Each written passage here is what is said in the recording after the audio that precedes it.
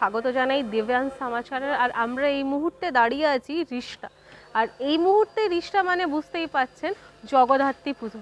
আর আমার চারিদিকের ছবি দেখেও আপনারা বুঝতে পাচ্ছেন যে মা জগদ্ধাত্রীর আসার আগে যে পরিস্থিতি সেটা তুঙ্গে চলছে। আর এই মুহূর্তে আমরা দাঁড়িয়ে আছি রিষড়া সারদা মাতা ফরওয়ার্ড ক্লাবে। এবছর এনারা ৫১তম বর্ষে পদার্পণ করেছেন, আর এবছরের ওনাদের থিম হচ্ছে চক্রব্যূহ। থিমটা আমরা আপনাদের পরে দেখাবো, কিন্তু আমাদের সঙ্গে এখানে যিনি উপস্থিত রয়েছেন এই ক্লাবের সেক্রেটারি, সেই দাদার সঙ্গে আমরাকে কথা বলে নেব। ৫১তম বর্ষ দাদা, আর মানে গোটা রিষড়ায় আপনারা আগের বছর গত বছর সেরা সেরা পেয়েছিলেন, তো এই বছর মানুষের সামনে আপনারা কি নিয়ে আসছেন যদি একটু বলেন।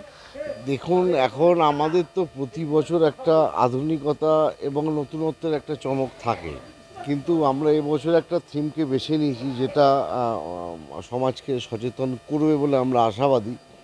কারণ চক্রব্যূহ মানে মানুষ সেই চক্রব্যূহের মধ্যে পড়ে অনেক সময় হারিয়ে যায়, আবদ্ধ হয়ে যায়। পুরুষতান্ত্রিক এই সমাজে সেই দৃষ্টিভঙ্গিটাও হয়তো আবদ্ধ হয়ে গেছে।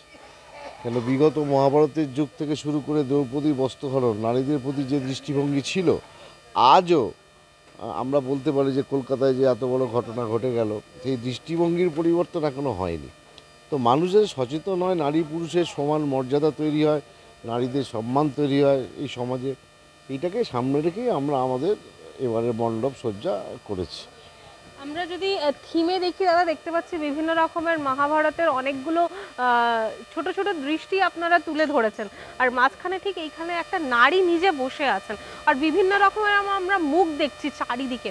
এই জিনিসগুলো কি যদি একটু বলেন। এগুলো হচ্ছে নারী, এই যে নারী যে লজ্জিত হয়ে বসে আছে, হ্যাঁ, এটা একটা আমাদের আকর্ষণ আলাদা করবে যে নারীদের দৃষ্টি আমরা কীভাবে এখনও দেখছি।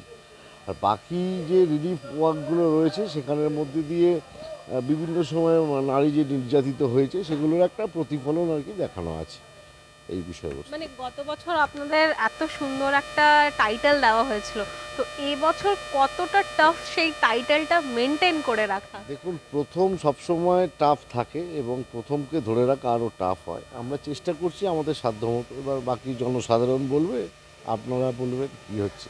মানে এই থিমটা নিয়ে আপনারা কতটা আশাবাদী যে সমস্ত রিষড়াবাসী তার সাথে সাথে আরও যারা আসেন তাদের চোখে লাগবে, পছন্দ হবে?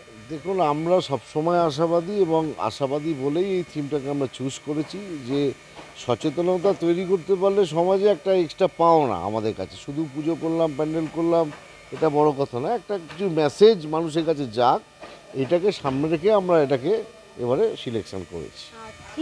এই থিমটা যিনি করেছেন তার যদি একটু নাম বলেন, আর যিনি মায়ের রূপটা এত সুন্দরভাবে তুলে ধরেছেন। মায়ের যে রূপটা আপনি একটু দেখাতে পারেন ওখানে কাছে গিয়ে, যে এই অভিনবত্ব মা এভাবে সাধারণ মানে নারীর মতোই বসে আছে, হাত ফেলে, হাত চারদিকে ছড়িয়ে, যাতে সব কিছু শান্তি বজায় থাকে আর কি। আর আমাদের শিল্পী, মণ্ডপ শিল্পী যার চিন্তাভাবনায় যে শিল্পায়নটা করেছেন, ওনার নাম হচ্ছে সন্দীপ মুখার্জি। উনি ওনার বাড়ি কলকাতায়। আর বাকি ডেকোরেটর, আলোকসজ্জা, এগুলো সব আমাদের রিষড়ার লোক আছে, কাকুরগাছির লোক আছে, সবাই মিলে করেছে আর কি। দর্শকদের জন্য কবে খুলে যাচ্ছে এই মণ্ডপটা? আমরা 10 তারিখে সন্ধে 4টের পর, বিকাল 4টের পর সবাই আসতে পারেন, কোনো অসুবিধা নেই, ভালোভাবে সব কিছু দেখতে পারবে। ধন্যবাদ দাদা। মানে রিষড়ার বুকে এত অসাধারণ একটা থিম যদি আপনারা দেখতে চান তাহলে নিশ্চয়ই আসবেন। একটা কথা বলা যায় না যে মানুষের একটা যে নেচার বা একটা ব্যবহার সেটা কখনো পাল্টায় না, সেটা আপনারা মহাভারতের টাইমে দেখবেন বা এই যুগে দেখবেন, সেই একটা কথা রিষড়া সারদা মাতা ফরওয়ার্ড ব্লক আপনাদের বুঝিয়ে দিচ্ছে।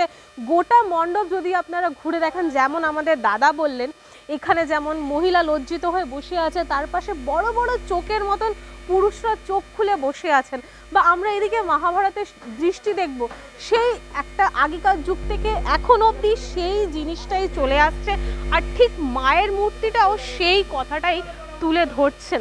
আমরা এই মুহূর্তে বেরিয়েছি পুজো প্রিপারেশনে, কিন্তু আমাদের প্রতিযোগিতায় কারা কোন লিস্টে কিভাবে আগে থাকবে সেটা দেখার জন্য আপনাদের নিশ্চয়ই চোখে রাখতে হবে আমাদের চ্যানেলে। কিন্তু এই রকম আরও সুন্দর সুন্দর রিষড়ার বুকে পুজোগুলো দেখার জন্য আপনাদের আমাদের চ্যানেলটাকে ফলো করতে হবে। তাহলে নজর রাখুন, আমরা আরও বিভিন্ন পুজো মণ্ডপ নিয়ে আপনাদের সঙ্গে খুব তাড়াতাড়ি আসছি।